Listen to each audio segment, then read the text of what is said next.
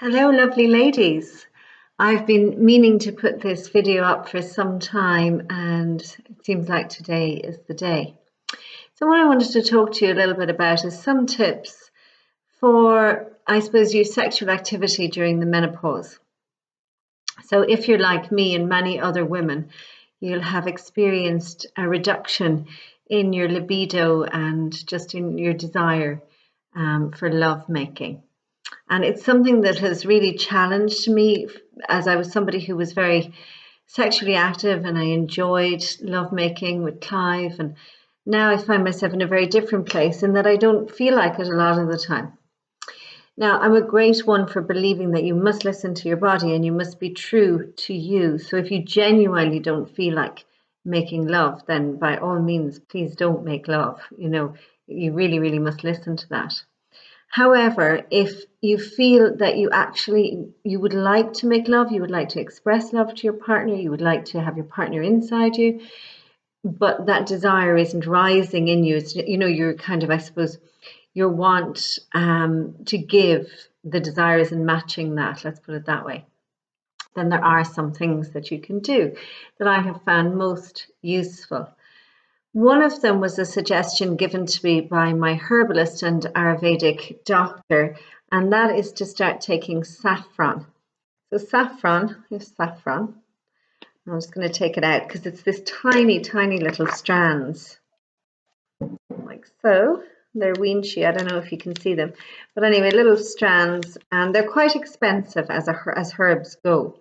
However, a jar like this will last you about a month. So it's about €6 or €7, I think, or you can get it in your local deli. The first one I got was from my deli, and it was really nicely packaged. And this one's from Tesco, but it seems to be doing the trick just fine. Now, she suggests that you take it at night time in almond milk. I don't know if you can see that. I get the unsweetened variety just because I'm kind of health conscious, but you can get either depending on your taste. And you put a little bit of saffron, and I also put in a little bit of nutmeg. Now it does two things. It starts to raise your libido, but when you add the nutmeg in as well, it's a really nice nighttime drink. So it also helps you get a good night's sleep.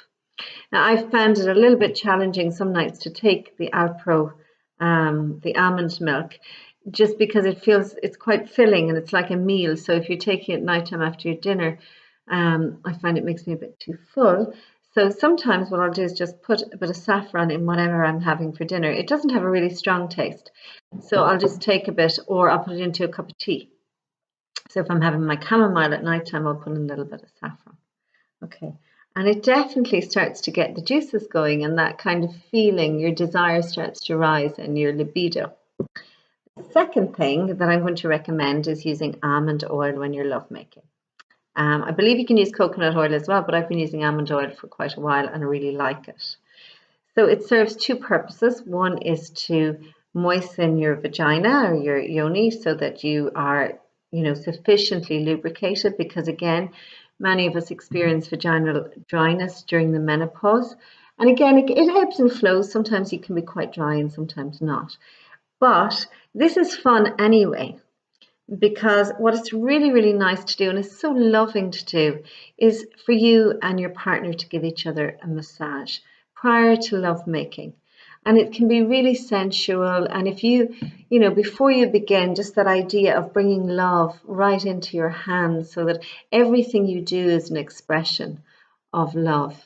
And you just take turns and give each other a beautiful massage. And that in itself is lovemaking and can lead then to perhaps, going to deeper lovemaking, and you have your oil to lubricate. So either way, it's a win-win when you use almond oil.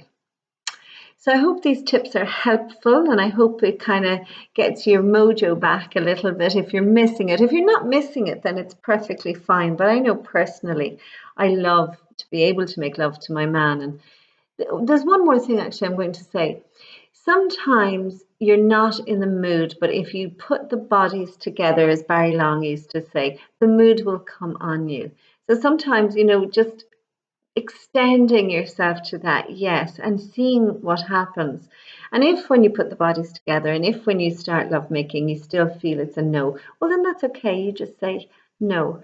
But you know, the chances are it's a little bit like when you go to somebody's house and they offer you a meal and you're not really that hungry, but you're polite, so you say yes, please, and you start to eat, and suddenly you realize, oh, I'm actually quite enjoying this.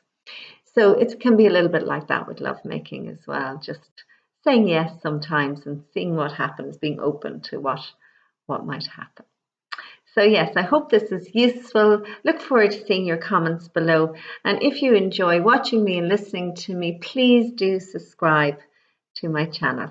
Thank you so much. Take care. Have a wonderful day.